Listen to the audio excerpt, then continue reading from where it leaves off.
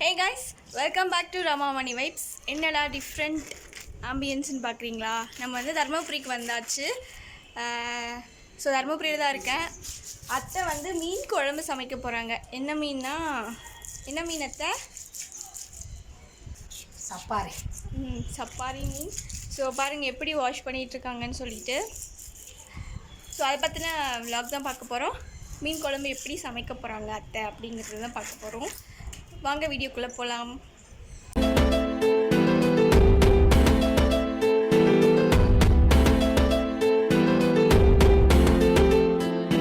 இந்த மீன் எப்படி வாஷ் பண்ணிட்டுருக்காங்கன்னா மஞ்சத்தூள் கல் உப்பு இது ரெண்டும் சேர்த்து வாஷ் பண்ணிகிட்ருக்காங்க. ஒரு சிலர் ராகி கூட ஆட் பண்ணுவாங்க. மதனத்தை ராகியும் வீட்டில் இல்லை, அதனால் மஞ்சத்தூள் கல் உப்பு இது ரெண்டு மட்டும் சேர்த்து க்ளீன் பண்ணிகிட்ருக்கோம். இப்போது மீன் வந்து அத்தை எல்லாம் வாஷ் பண்ணி எடுத்துகிட்டு வந்துட்டாங்க. அங்கே ரெடியாக இருக்குது. இப்போ வந்து மீனுக்கு மசாலா ரெடி பண்ணிக்கலாம். அதுக்கு ஒரு பேனில் எண்ணெய், ஒரு 50 கிராம் சின்ன வெங்காயம், 2 பூண்டு, கொஞ்சம் ரொம்ப கம்மியாக கொஞ்சம் இஞ்சி இதெல்லாம் சேர்த்து நல்லா ஃப்ரை பண்ணிக்கணும். வெங்காயம் நல்லா வதங்கினதும் 2 தக்காளி ஆட் பண்ணியிருக்காங்க. அதுக்கப்புறம் கொஞ்சம் தேங்காய் ஒரு 10 கிராம் குட்டியாக பீஸ், ஏன்னா அது டேஸ்ட்டுக்காக இந்த தேங்காய் ஆட் பண்ணியிருக்காங்க.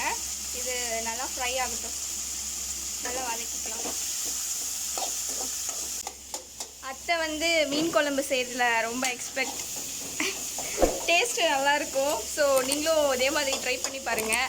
ஆக்சுவலி இந்த இடத்துல ஒரு ஆள் மிஸ்ஸிங். மீன் குழம்பு அப்படின்னாலே ரொம்ப பிடிச்ச ஒரு ஆள் வந்து மிஸ்ஸிங். அது யாருன்னா மணி தான். அவங்களுக்கு வந்து ரொம்ப பிடிக்கும் அத்தை வைக்கிற மீன் குழம்பு, நிறைய பிடிக்கும். ஆனால் மிஸ்ஸிங் இப்போ.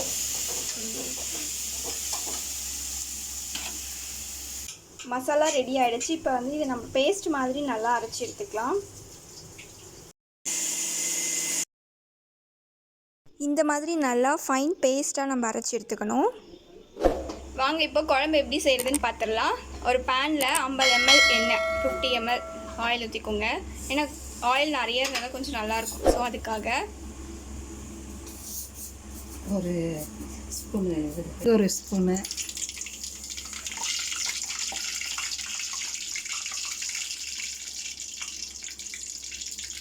மணம் வர்றதுக்காக வெந்தயம் ஒரு ஸ்பூனு,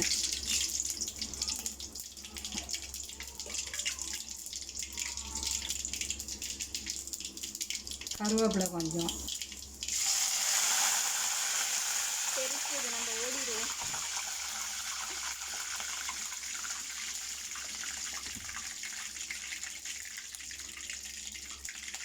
மல்லித்தூள் ஒரு கரண்டி, ஒரு ஸ்பூன், 2 ஸ்பூன் மல்லித்தூள், மிளகாத்தூள் ஒரு 2 ஸ்பூன். உங்கள் காரத்துக்கு தகுந்த மாதிரி நீங்கள் போட்டுக்கலாம். அரிசி வச்சு பேஸ்ட்டு.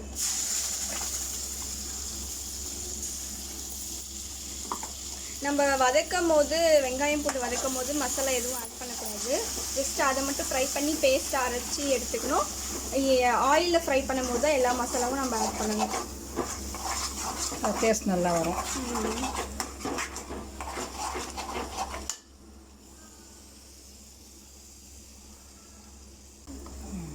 மஞ்சத்தூள் 4 ஸ்பூன் மஞ்சள். இந்த மசாலா எல்லாமே நம்ம வீட்லேயே அத்தை அரைச்சது தான். ஸோ உங்களுக்கு அந்த ரெசிபி, இந்த மசாலா எப்படி அரைக்கணும் இல்லை அந்த மாதிரி ஏதாவது ரெசிபி வேணும்னா சொல்லுங்கள். ஏன்னா அத்தை வந்து சொல்லுவாங்க எப்படி மசாலாலாம் அரைக்கணும் அப்படிங்கிறது. வீட்டில் அரைச்சி நம்ம ஆட் பண்ணாலே தனி ஃப்ளேவர் சூப்பராக இருக்கும். இது நல்லா அப்படியே ஃப்ரை பண்ணிகிட்டே இருக்கணும்.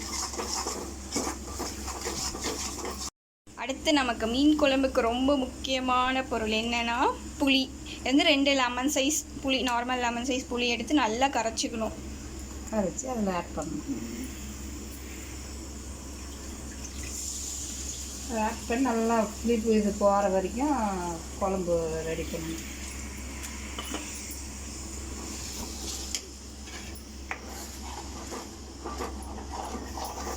இது எவ்வளோ நேரம் இந்த மாதிரி கொதிக்க வைக்க மாட்டோம்? இதெல்லாம் ஒரு இப்போ வந்து இது பேஸ்ட்டாக வர்றதுக்கே ஒரு 20 நிமிஷத்துக்கு கொதிக்க வைக்கணும். நல்லா ஆயிலே வர வரைக்கும். அதுக்கு பின்னாடி தண்ணி சேர்த்து கொதிச்சு வைக்கணும்னா அது ஒரு 20 நிமிஷம் கொதிக்கணும். கொதிச்சு அப்போ தான் டேஸ்ட் வரும். நல்லா வந்து தண்ணி கொஞ்சம் அதிகமாக வைக்கணும். அப்போ தான் மீன் குழம்பு டேஸ்ட் நிறையா வரும்.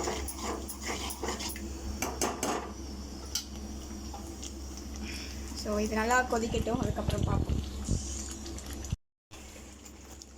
பாருங்கள் எவ்வளோ சூப்பராக ஆயிலெலாம் பிரிஞ்சு நமக்கு கொதிச்சிட்ருக்கு. நல்லா இந்த கன்சிஸ்டன்சிக்கு வரணும். ஆயிலெலாம் பிரிஞ்சு நல்லா சூப்பராக இந்த மாதிரி வரணும். ஃப்ளேவர் சூப்பராக இருக்கும், ஸ்மெல் நல்லாயிருக்கும்.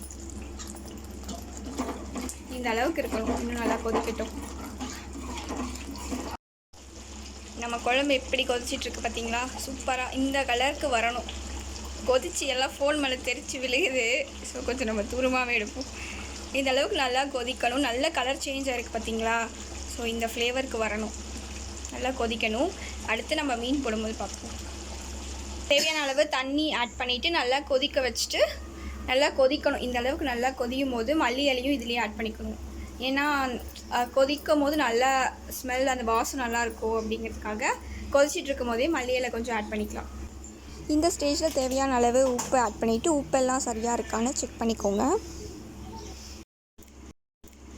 தண்ணி ஆட் பண்ணி நல்லா இந்த அளவுக்கு கொதிஞ்சு கொஞ்சம் கிரேவி கன்சிஸ்டன்சிக்கு வந்த அப்புறம் மீன்லாம் எடுத்து அதில் போட்டுடலாம்.